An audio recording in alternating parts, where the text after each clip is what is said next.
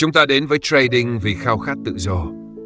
Nhưng nghịch lý thay, bài học đầu tiên mà thị trường trao cho lại chính là cảm giác bất an. Trong một thế giới không ngừng chuyển động, nơi chỉ một dòng tin tức có thể cuốn trôi hàng triệu đô la trong tích tắc, thì kiên nhẫn, điều tưởng chừng đơn giản, lại trở nên quý hiếm và bị lãng quên. Nhưng bạn biết không, chính sự kiên nhẫn mới là viên ngọc quý trong hành trình trưởng thành của một trader. Không phải là sự chờ đợi trong mòn mỏi, mà là trạng thái tỉnh thức sâu sắc của một tâm trí đã tu luyện đủ để hiểu rằng không phải lúc nào cũng cần phải hành động. Trong video hôm nay, mời bạn cùng ngẫm trading bước vào một cuộc hành trình thiền định trong thế giới sóng gió của thị trường. Về bản chất nội tâm của sự kiên nhẫn. Về nghệ thuật chờ đợi giữa cơn bão đầy cám dỗ.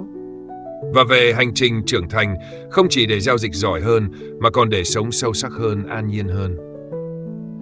Hãy hít một hơi thật sâu và bước vào hành trình này cùng nhau.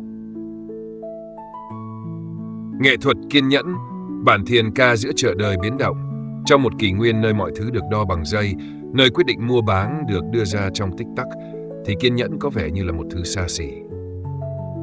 Nhưng với trader, những người sống cùng biểu đồ, cùng những nhịp thở của thị trường, thì kiên nhẫn không chỉ là một phẩm chất mà là một nghệ thuật sống. Nó là khả năng giữ tâm bất động giữa sóng dữ, là ngọn đèn dẫn đường trong đêm tối nhiễu loạn. Và đôi khi, chính sự kiên nhẫn là thước đo của một trader vững vàng, không phải vì họ luôn đúng, mà vì họ biết chờ đúng lúc để đúng. Cảm xúc. Cơn sóng ngầm lặng lẽ nhấn chìm hành trình. Thị trường không bao giờ lặng im, nhưng cái khuấy động sâu nhất không nằm ở biến động giá hay tin tức, mà chính là những chuyển động vô hình trong lòng chúng ta. Sợ hãi khiến ta vội thoát lệnh.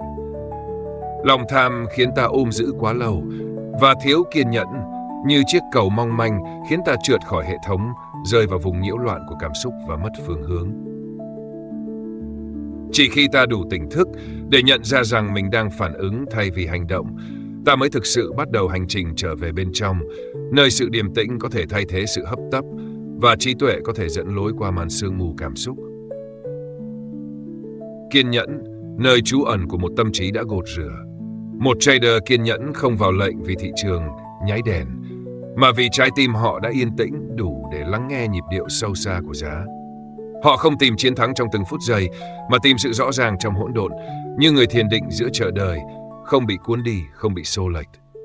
Trong trạng thái đó, áp lực tan biến, phân tích trở nên trong sáng, và quyết định được đưa ra không phải bằng sự gấp gáp, mà bằng một nội lực đã được mài giũa qua thời gian. Kiên nhẫn không giúp bạn giao dịch nhiều hơn. Nó giúp bạn giao dịch có ý nghĩa hơn. Quan sát. Khi không phản ứng mà đọc được ý niệm thị trường luôn nói điều gì đó, nhưng nó không nói với người hấp tấp. Nến, khối lượng, giá không phải là tiếng ồn. Chúng là ngôn ngữ, là thơ, là bản giao hưởng cần một tâm hồn đủ lặng để lắng nghe. Người thiếu kiên nhẫn thấy tín hiệu ở mọi nơi. Người quan sát thấu hiểu biết rằng không phải chuyển động nào cũng mang ý nghĩa. Họ biết khi nào là nhiễu, khi nào là cơ hội. Và chính sự kiên nhẫn ấy, như một bộ lọc tinh tế, giúp họ giao tiếp được với thị trường bằng cảm nhận, chứ không phải bằng phản xạ. Nghệ thuật chờ đợi khi không làm gì chính là đỉnh cao hành động. Trading không phải lúc nào cũng cần sự chủ động. Đôi khi, không làm gì lại là hành động mạnh mẽ nhất. Trader trưởng thành hiểu rằng không phải lúc nào thị trường cũng là cơ hội. Họ đợi xác nhận, đợi sự hòa hợp giữa các yếu tố, và chỉ đặt cược khi bức tranh đủ sáng. Giống như cung thủ không bao giờ buông dây nếu mũi tên chưa nhắm trúng. Họ không vào lệnh để tìm cảm giác, mà để khẳng định một xác suất thực sự thuận lợi. Chờ đợi không phải là lười biếng, đó là sự tự do khỏi cảm xúc, là chủ động giữ mình vững vàng khi cả thị trường đang bị cuốn đi. Rèn luyện sự kiên nhẫn, hành trình của người chiến binh tâm trí. Kiên nhẫn không phải là phẩm chất sẵn có. Nó được hình thành qua từng sai lầm, từng lần nóng vội, từng giao dịch thua lỗ. Việc ghi chép lại từng quyết định sai lệch, từng lần bốc đồng sẽ giúp bạn nhận ra mô hình tâm lý của chính mình.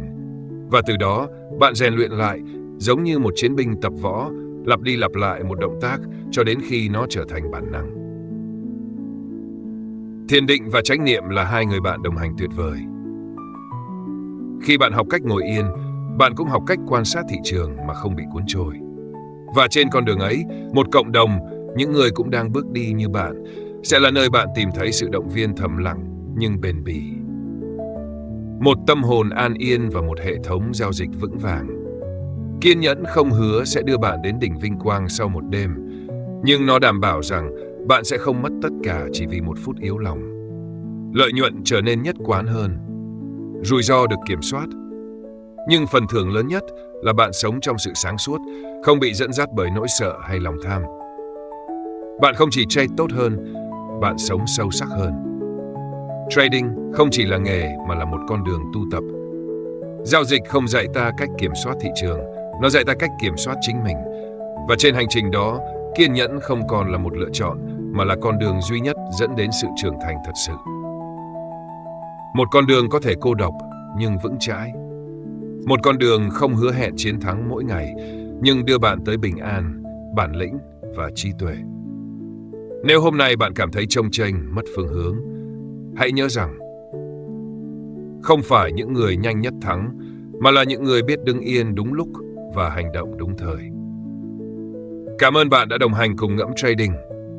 Nếu bạn thấy hành trình này có ý nghĩa, hãy để lại một dấu hiệu, like, chia sẻ hoặc đăng ký như một lời nhắc rằng chúng ta đang cùng nhau ngẫm, không chỉ về thị trường mà về chính mình trong thế giới ấy. Hẹn gặp lại bạn trong video tiếp theo. Chúc bạn một hành trình kiên nhẫn, bình an và thấu suốt.